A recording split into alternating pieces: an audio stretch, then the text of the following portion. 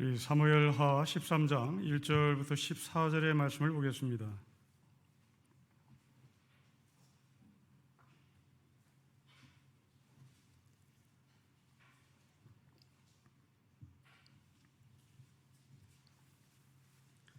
(13장) 1절부터 14절의 말씀을 우리 한 절씩 교도하겠습니다.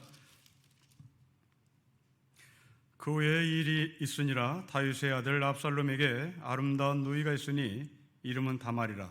다윗의 다른 아들 암논이 그를 사랑하나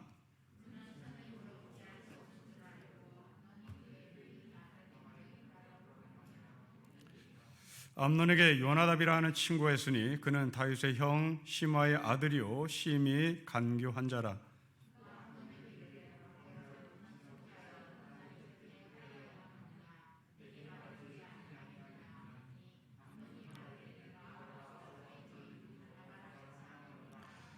요나답이 그에게 이르되 침상에 누워 병든 채 하다가 너의 아버지가 너를 보러 오거든 너는 그에게 말하기를 원하건대 내 누이 다말이 와서 내게 떡을 먹이되 내가 보는 데서 떡을 차려 그의 손으로 먹여주게 하옵소서 하라 하니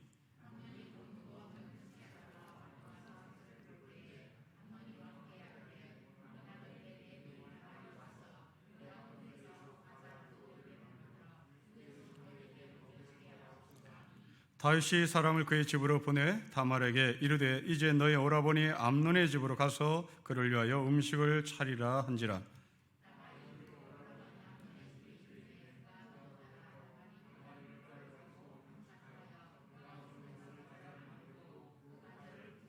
그 냄비를 가져다가 그 앞에 쏟아 놓아도 암논이 먹기를 거절하고 암논이 이르되 모든 사람을 내게서 나가라 하라 하니 다 그를 떠나 나가니라.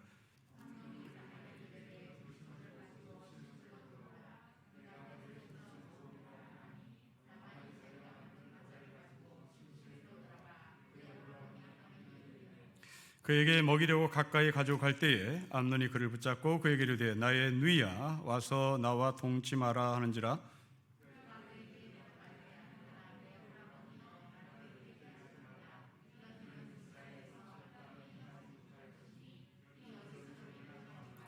내가 이 수치를 지니고 어디로 가겠느냐? 너도 이스라엘에서 어리석은 자 중에 하나가 되리라. 이제 청하건대 왕께 말하라. 그가 나를 너에게 주기를 거절하지 아니하시라 하되 암논이 그 말을 듣지 아니하고 다말보다 힘이 세므로 억지로 그와 동참하니라. 아멘. 언뜻 보면 한 남자와 한 여자가 사랑을 했다, 또 그 사랑이 깨졌다, 이런 이야기로 들립니다. 그러나 이 객관적인 이야기는 더 깊이 들어가면 전혀 다른 시선에서 오늘 본문이 보입니다. 우리가 가지고 있는 이 사무엘이라는 책은 사무엘상과 사무엘하로 나누는데요. 이것은 기독교가 나누는 방법입니다. 유대교는 사무엘상하를 나누지 않습니다. 유대교에서는 이 사무엘을 통으로 그냥 사무엘이라는 책으로 퉁칩니다. 그런데 기독교는 이것을 상과 하로 나눕니다. 왜 그럴까? 이것은 복음의 근거에서 나누는 것 같습니다. 복음을 전하는 메시지가 여기에 담겨지는 의도가 있지 않은가 싶습니다. 여러분이 사무엘상과 하를 나누는 기준이 뭔가를 보시면 다윗이 왕이 되기 전 그것을 사무엘상, 다윗이 왕이 된 이후의 삶, 이것을 사무엘하로 구분합니다. 우리가 예수 그리스도를 믿기 전의 삶, 예수 그리스도가 이 땅에 오시기 전 시간, 영어로 AD, BC로 나눕니다. 예수가 이 땅에 태어난 것을 기점으로 기원전이라는 BC를 표현하고요. 예수가 이 땅에 태어난 이후부터 엔노노미라고 하는 AD라는 표현을 합니다. 지금 다윗은 왕이 되기 전의 삶, 그리고 왕이 된 이후의 삶, 이것은 유대교에서는 별로 관심이 없는 겁니다. 그런데 기독교는 예수가 다윗의 후손으로서 이것을 명확하게 구분하고 싶었던 거죠. 그래서 이 다윗은 자기가 왕이 되기 전에 사울에게 많은 핍박을 받았고 그 핍박 속에서 여전히 블레셋 군인과 싸워내고 그리고 승리를 쟁취했던 그 다윗이 마침내 왕이 되었고 이제 왕이 된 이후의 삶, 그것을 사무엘 하에 기록합니다. 그런데 이제 오늘부터 시작되는 이 사무엘 하 13장부터 24장 끝장까지, 더 나가서 열왕기상 1장 2절, 1장 2장까지 사무엘 하가 끝나고 바로 이어지는 열왕기상 1장부터 2장까지 집중적으로 다윗에 대해서 조명을 하는데요, 이 다윗을 조명하는 주제는 다윗이 블레셋과 싸웠다, 이민족과 싸웠다, 그래서 승리했다, 이런 얘기가 없습니다. 또한 다윗이 이스라엘 백성을 어떻게 통치했다, 통치 정책은 어떠했다, 이 통치를 하는 다윗에게 이스라엘 백성은 어떻게 반응했다, 없습니다. 사무엘하 13장부터 끝난 24장까지, 더 나아가 다음 책인 열왕기상 1장 2장까지 무슨 얘기가 집중되느냐면 다윗의 가족들의 싸움, 그게 집중적으로 기록됩니다. 오늘 본문만 봐도 이건 근친상간이 일어나는 거죠. 암논이라는 오라버니가 자기 동생 다말의 여자를 성폭행합니다. 그리고 압살롬은 이 암논을 죽이려고 덤벼듭니다. 또한 압살롬은 자기 아버지에게 칼을 들이대고 쿠데타를 일으키려고 합니다. 그러니까 철저하게 이 13장 이후부터는 다윗의 가족들이 서로 치고받고 싸웁니다. 자, 여러분, 이 이야기를 여러분의 삶 가운데 좀 좁혀서 생각을 해보십시다. 여러분들이 젊었을 때 고군분투하며 열심히 돈을 벌었습니다. 열심히 일을 했습니다. 집 하나 장만했습니다. 또 누군가처럼 저 시골에다가 농사도 짓지 않으면서 농사 짓겠다고 땅을 사놨습니다. 이제 언젠가는 그 땅이 벼락치기로 땅값이 올라가겠죠. 이래서 이제 나는 내 노후 대책이 다 끝났다라고 생각하며 안심합니다. 이것이 다윗이 고군분투하며 이민족과 싸우고 사울의 음모 속에서 살아남고 그런 마침내 왕이 되었습니다. 마치 저 시골에다 땅을 사는 누군가처럼 이제 다윗은 발 뻗고 잠을 자는 그런 시간이 된 겁니다. 그런데 그렇게 발 뻗고 잠을 잘 수 있는 넉넉한 시간이 여러분 가운데 왔을 때 다윗의 아들들처럼, 다윗의 자녀들처럼 서로 자녀들끼리 치고받고 싸운다면 여러분들의 삶은 얼마나 비참하겠습니까? 지금 이 다윗의 자녀들이 싸우는 것은 어릴 때 소꿉장난하며 싸우는 거 아닙니다. 뭐 오빠가 동생을 괴롭히고 그런 게 아닙니다. 이게 성인이 돼서 싸우는 겁니다. 성인이 돼서 가족끼리 싸운다는 것은 어떤 의미죠? 한 가지밖에 없습니다. 재산 싸움입니다. 아버지와 어머니가 남겨놓은 재산 싸움입니다. 아버지를 왜 잘못 모시냐, 이렇게 싸운 일 없습니다. 왜 조카를 잘못 키우느냐, 큰아버지가 동생에게 힐난한 적 없습니다. 성인이 되어서 각자 가정을 꾸리는 가운데 그 형제끼리 싸우는 이유는 유독 하나입니다. 아버지, 어머니가 남겨놓은 재산입니다.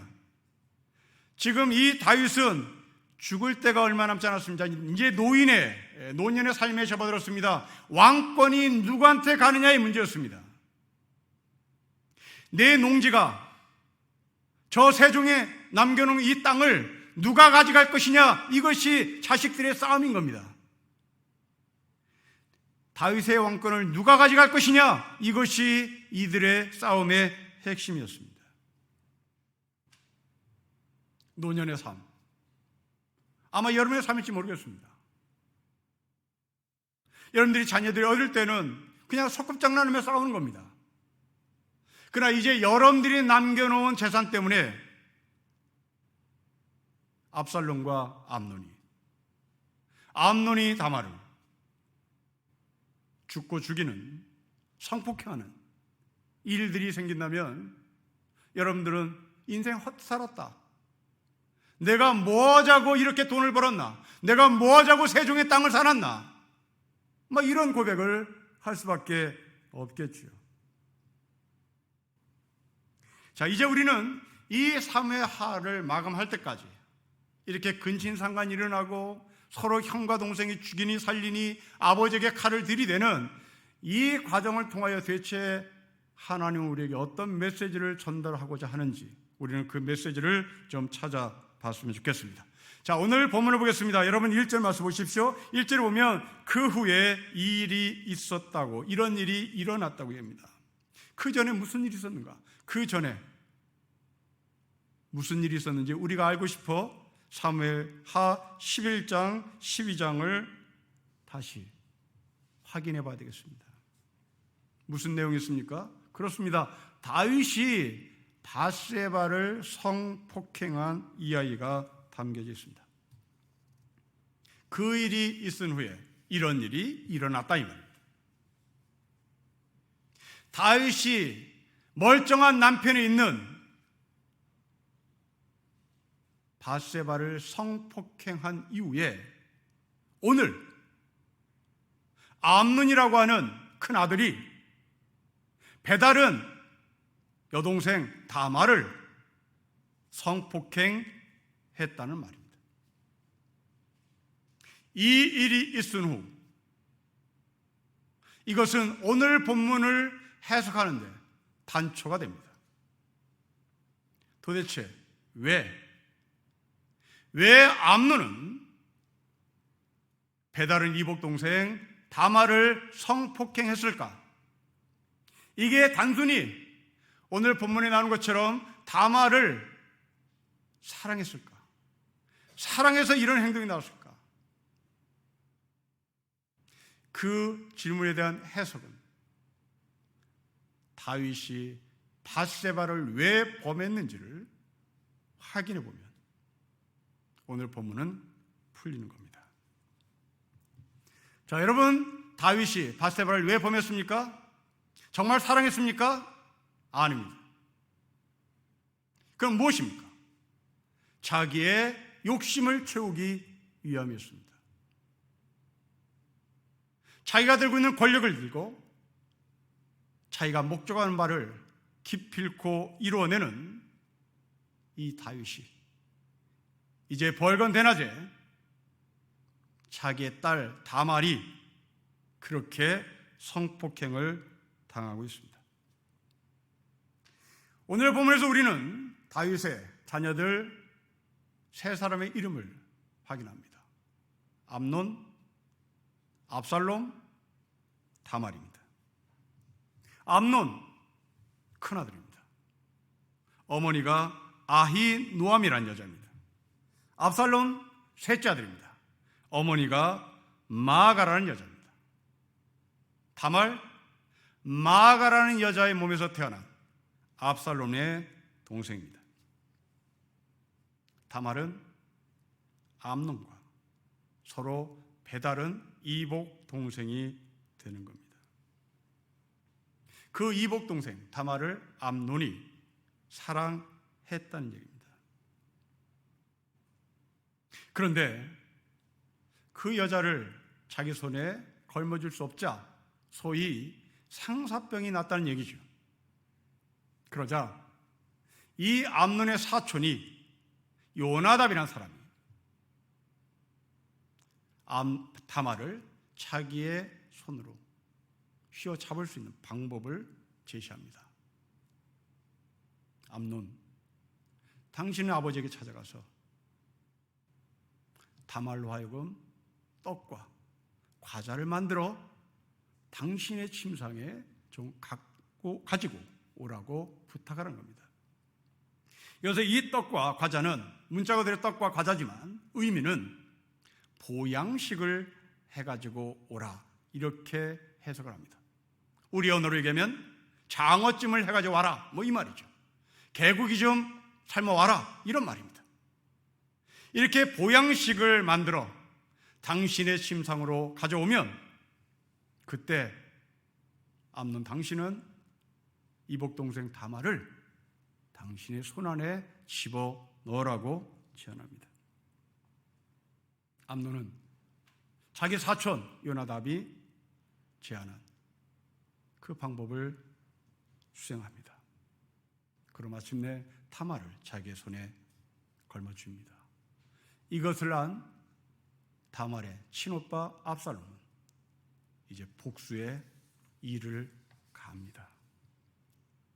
자, 우리는 이 이야기를 두 개의 시선에서 해석을 해야 할 것 같습니다. 하나는 남성의 시선입니다.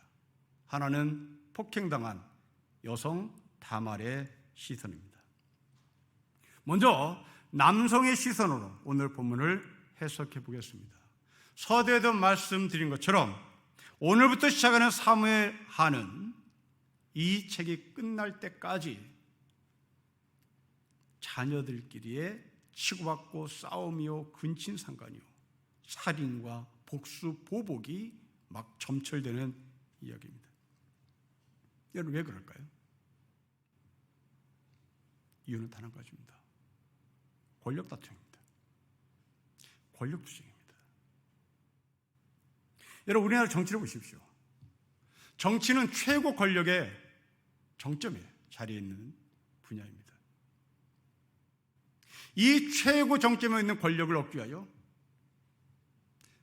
고대 시대나 지금이나 겉모술수는 존재합니다. 본인의 뒤를 털어내죠. 심지어 부인의 과거도 털어냅니다. 이제는 도가 지나쳐서 자식까지 털털 털어냅니다. 그리고 장인, 장모도 털어내요. 여기는 인정사정 보지 않습니다. 심지어 미인계를 써서 상대방을 쓰러뜨리기도 합니다. 지금 이 암논이라는 큰아들이 다말을 성폭행했다, 사랑을 했다, 자기 것을 만들었다, 이런 차원이 아닙니다. 암논과 압살롬은 경쟁 관계입니다. 당연히 암논은 압살롬을 제거하기 위한 자신의 전술 전략을 가졌어야만 됐겠죠. 그 전술 전략 중 하나가 바로 힘없는 다말을 성폭행하는 것으로 자신의 권력을 쥐려고 했던 겁니다. 아주 오래전에 대통령 선거를 하기 위해서 후보자들이 선거 운동을 하는 중에 모 정당에서 북한에 어마무시한 현금 다발을 갖다 줬습니다. 그리고 부탁했습니다. 맨날 몇 월 며칠이 되면 북한에서 남한에게 총을 좀 쏴주세요. 그래야만 우리가 선거에서 이기겠다는 계산이겠죠. 이 정당은 죽었다 깨나도 북을 적으로 규정하는 정당입니다. 이런 정당이 제3국에서 북한 관계자를 만나 현금 다발을 갖다 주며 남한에 총을 쏴주세요. 소위 북풍 공작을, 이건 영화로 만들어지기도 했습니다. 이게 권력의 생리입니다. 적과의 동침이죠. 절대로 상종하지 않을 것 같은 북한을 적으로 규정하는 사람들이 자기네 권력을 얻기 위하여 돈다발을 갖다 주며 총 쏴달라고 부탁하는, 이게 우리나라의 썩은 정치가들의 생태입니다. 보기 좋게 떨어졌죠. 사전에 폭로됐기에 망정이지, 그게 실제로 이루어졌으면 우리는 어떠한 현실에 살고 있을까 끔찍합니다. 오늘 이야기는 그런 겁니다. 사랑, 남녀 상열지사 아닙니다. 목적이 분명히 있습니다. 그것은 권력 투쟁입니다. 왜 그런지 여러분 1절에 보면 단어 하나가 여러분 눈에 보일 겁니다. 우리 1절을 같이 읽겠습니다. 시작. 그 외에 이 일이 있으니라. 다윗의 아들 압살롬에게 아름다운 누이가 있으니 이름은 다말이라. 다윗의 다른 아들 암논이 그를 사랑합니다. 이 사랑이라는 단어가 아주 재미있는 단어입니다. 이 사랑이라는 단어는 에로스입니다. 다말의 몸만 본 거예요. 다말의 외모만 본 겁니다. 다말의 인격, 다말의 내면의 세계, 그래서 필레오, 아가페 이쪽을 본 것이 아니라 이 암논은 철저하게 다말을 에로스의 관점에서 쳐다봅니다.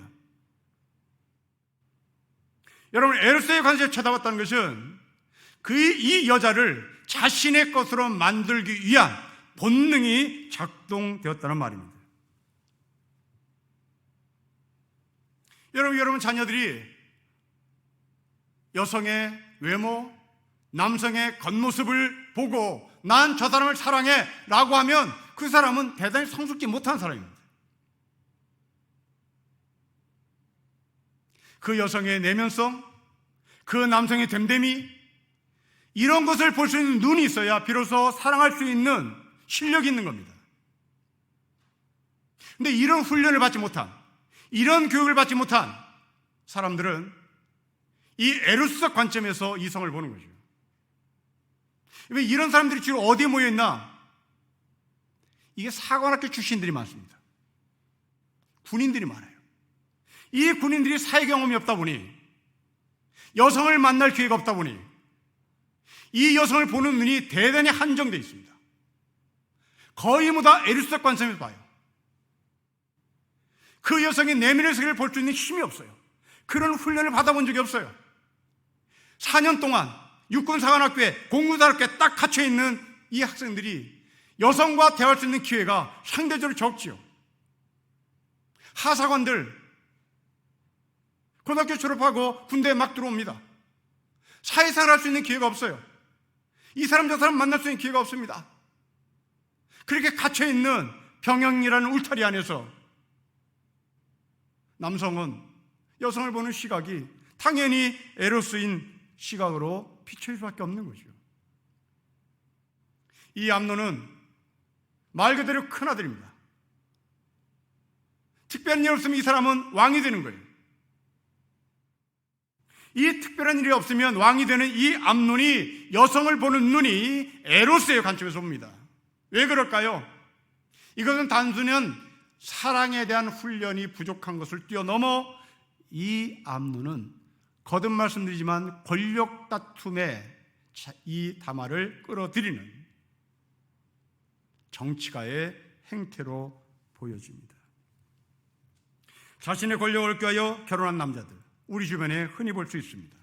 특히 이 신림동 꼴짜기 고시촌은 출세를 걸머주기 위하여 들어오는 젊은이들이 많습니다. 그 가운데 여성을 이렇게 에로스적 관점에서 보는 남성들을 저는 26년 동안 몇몇 케이스를 봤습니다. 한 케이스는 사고시 최종 합격을 했습니다. 그 형제는 교회 안에서 한 자매와 교제를 하고 있었습니다.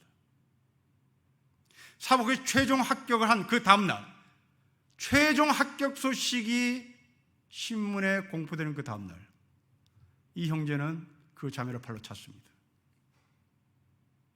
여러분, 왜 그랬을까요? 이게 남자입니다. 이게 잘못 남성의 훈련을 받은 암논입니다. 그러나 그 잘못 훈련을 받은 근저에, 그 밑바닥에는 무엇이 깔려 있습니까? 목적을 위하여 수단과 방법을 가리지 말라는 거죠. 아마 그 고시생, 최종 합격자, 그는 이 고시촌 환경에서는 그 여자가 나의 목적을 이루는데 도움이 된다고 생각했죠.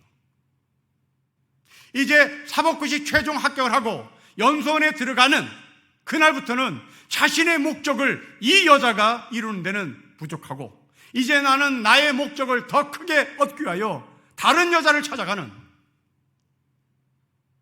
이게 바로 암논이죠. 이 암논은 보시다시피 여러분 15절에 다말을 손에 걸머쥐고 함께 산 것이 아니라 발로 차버립니다.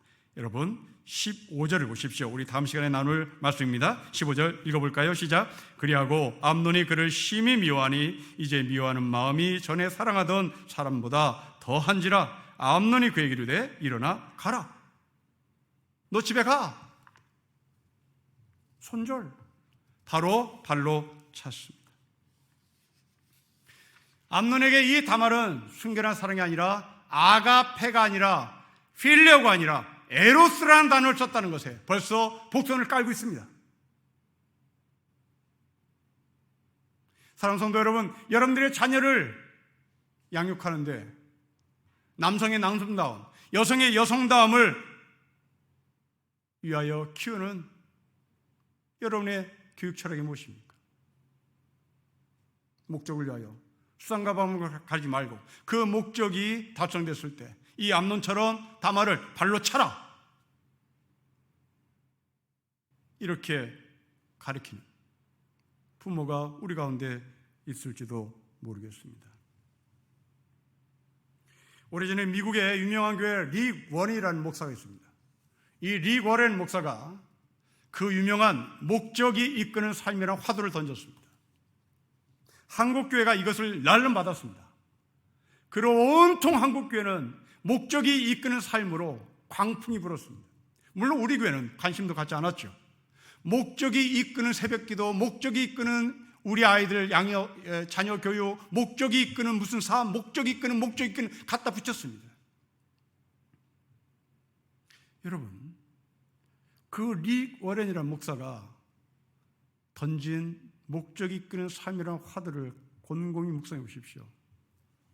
여러분, 우리는 하늘나라를 가는 영생이라는 목적을 두고 가는 사람입니다. 그런데 우리는 분명히 목적지가 분명한데 그 목적지에 가는 동안 과정을 대단히 중요하게 생각하는 겁니다. 그런데 이 릭 워렌은 목적이 이끄는 삶으로 끝났어요. 과정에 대한 얘기를 하지 않았습니다. 여러분, 이 이야기는 어떤 얘기로 바꿔볼 수 있냐면, 우리는 영생하는 하나님의 나라를 가는 사람입니다. 이것을 좁혀서 골고다 십자가로 간다고 전제합시다. 그 골고다 십자가를 목적지를 향해서 가는 겁니다. 그런데 릭 워렌은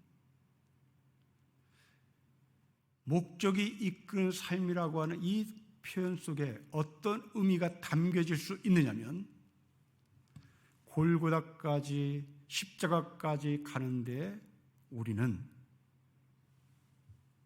벤츠 타고 갈 테니까 예수님, 당신은 십자가 메고 골고다 오세요. 여러분, 이것도 목적이 이끄는 삶입니다. 나는 벤츠 타고 골고다 갈 테니, 나는 벤츠 타고 십자가의 자리에 갈 테니 예수님, 당신이 십자가 메고 오세요. 여러분, 우리가 골고다에 가기 위하여 우리는 시몬처럼, 구레네 시몬처럼 우리가 우리의 십자가를 짊어지고 가야 되는 겁니다. 이게 과정입니다. 이게 우리에게 절대로 필요한 겁니다. 목적을 위하여 과정을 생략해버리는, 목적을 위하여 수단과 방법을 간과해버리는, 이게 바로 암논의 영성이었습니다. 그런데 놀랍게도 우리 한국의 교인들은 벤츠 타고 내가 골고다에 가 있을 테니까 예수님, 당신이 십자가를 짊어지고 오세요 라고 하는 사고가 팽배하죠.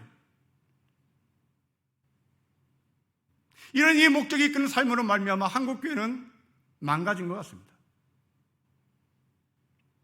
과정이 필요 없죠.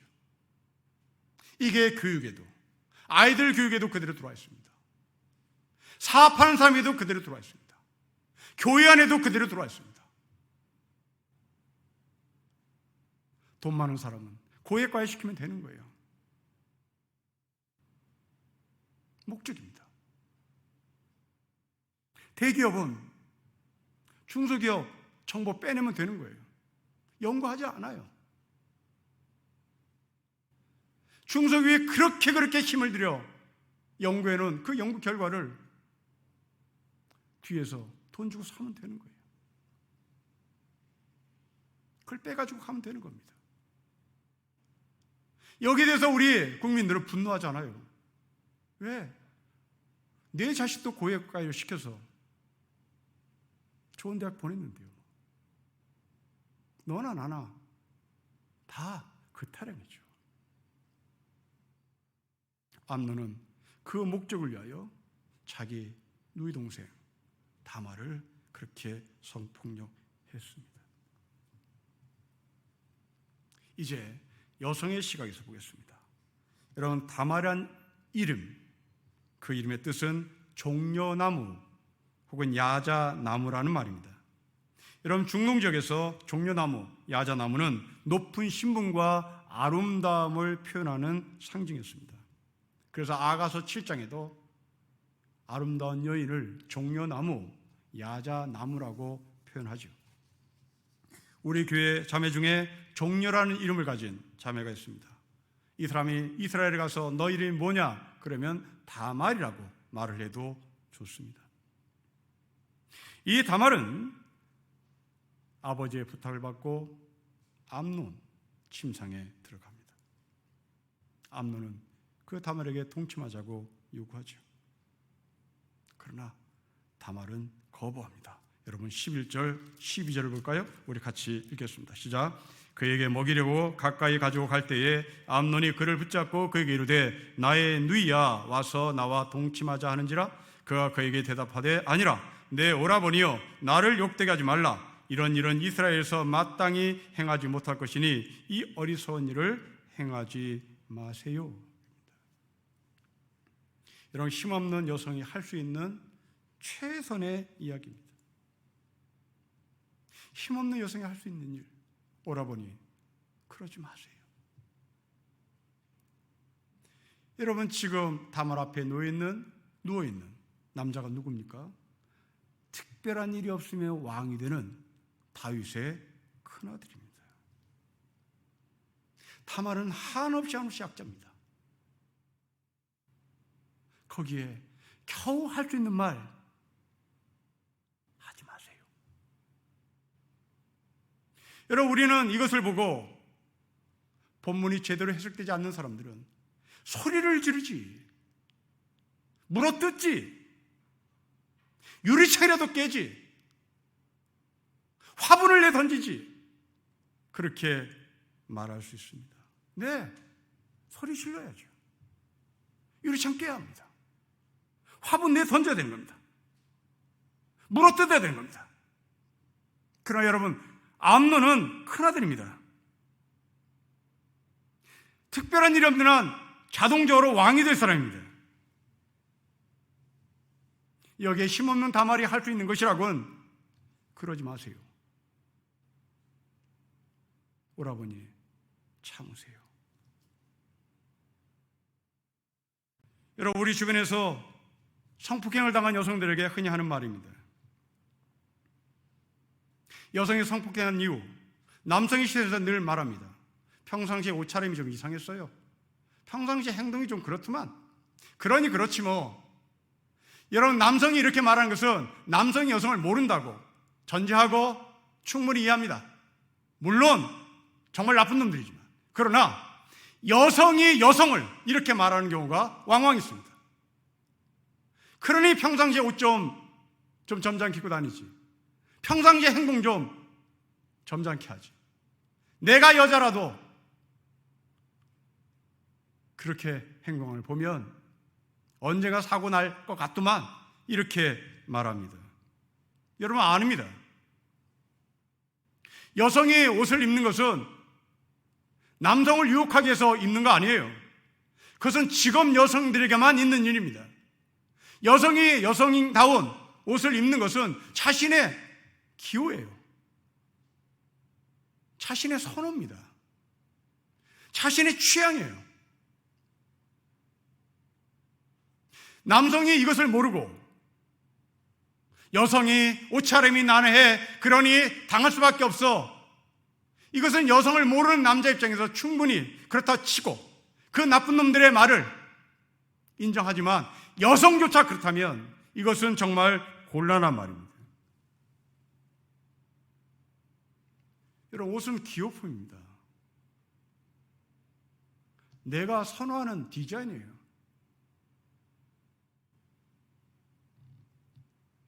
여성이 성폭행당하고 여성이 남성들에게 피해를 당했을 때 옷차림 가지고 절대 이러쿵저러쿵 해서는 안 됩니다.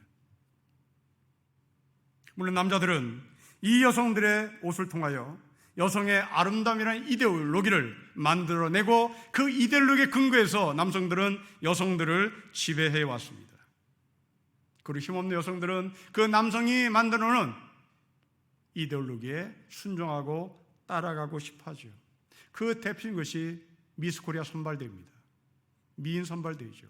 이 미인 선발대회의 기준이 무엇입니까? 왁구를 딱 짜놓는 거죠. 이게 미인의 기준, 프레임을 짜놓습니다. 왁구를 짜놓고 여자를 집어넣어 보는 겁니다. 집어넣었더니 그 왁구에서 남았어요. 살이 좀 남았어요. 너는 미인이 못 돼. 살이 좀 부족했어요. 너는 미인이 못 돼. 그 왁구에, 그 프레임에 정확하게 들어가야 미인인 거죠. 그 프레임을 누가 짰습니까? 그 왁구를 누가 짰습니까? 남자들이 짠 거죠.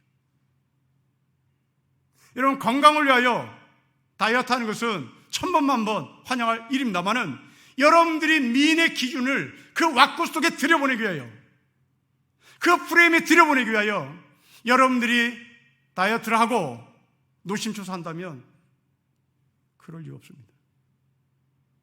그건 건강을 위한 것이 아닙니다. 여러분 스스로 그 몸을 학대하는 겁니다. 이런 남성 중심의 이데올로기 속에서 저항을 하고 굴복하지 않으려고 하는 여성이 있습니다.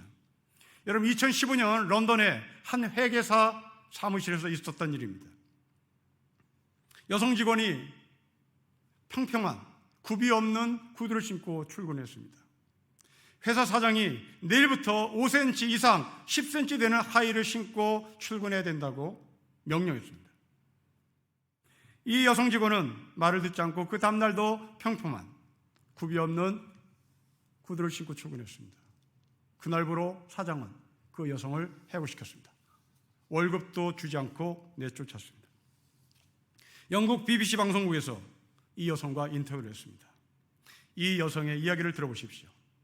나는 하루 9시간 서서 일하는 사람입니다. 하루 9시간 서서 의뢰인들을 사무실로, 그 상담실로 안내하는 안내인 역할입니다. 이런 내가 어떻게 9시간 동안 하이를 신고 일을 할 수 있겠습니까? 어떻게 하이를 신고 일의 능률을 높일 수 있겠습니까? 여러분, 이 이야기가 전파를 타고 전 영국에 흘러갔습니다. 자신도 이 여성과 같은 경험을 했다고, 그러나 말하지 못한 것은 회사에서 찍혀 해고당할까 봐 말을 못했다는 말을. 여러분, 하이힐이 남성 중심의 이데올로기잖아요. 여러분들이 신고 싶으면 신고, 불편하면 신지 말아야 되는 거죠. 왜 신발까지 강요합니까?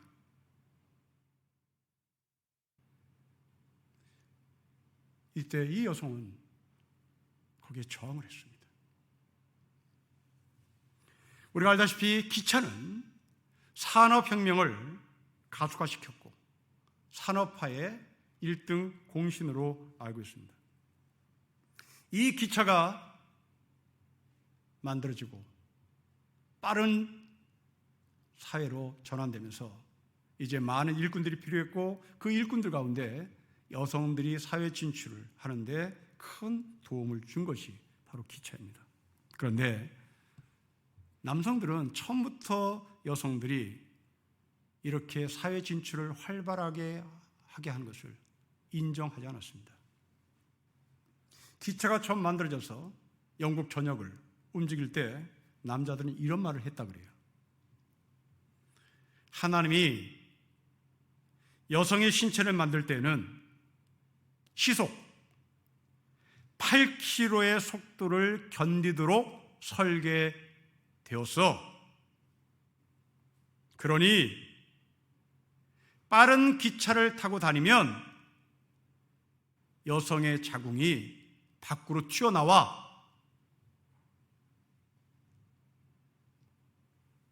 영국의 남자들이 한 말입니다. 왜 이런 말을 할까요? 파이 나눠 먹기 싫은 거죠. 직업 나눠 갖기 싫은 겁니다. 남자들이 다 지배하고 여자들은 부엌에서 밥이나 하세요. 내가 가져다 준 돈, 그 돈은 신이니까, 그 돈은 하나님이니까 내가 가져다 주는 돈을 가지고 나를 하나님으로 받드시고 당신은 부엌에서 밥이나 하세요. 이게 시속 8km로 설계된 여성의 몸이라고 거짓말을 한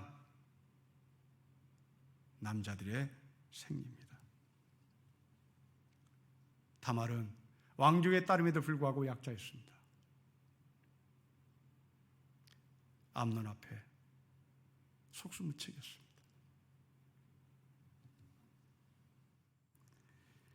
여러분, 암논은 큰아들입니다. 무지막지한 권력을 갖고 있는 사람입니다.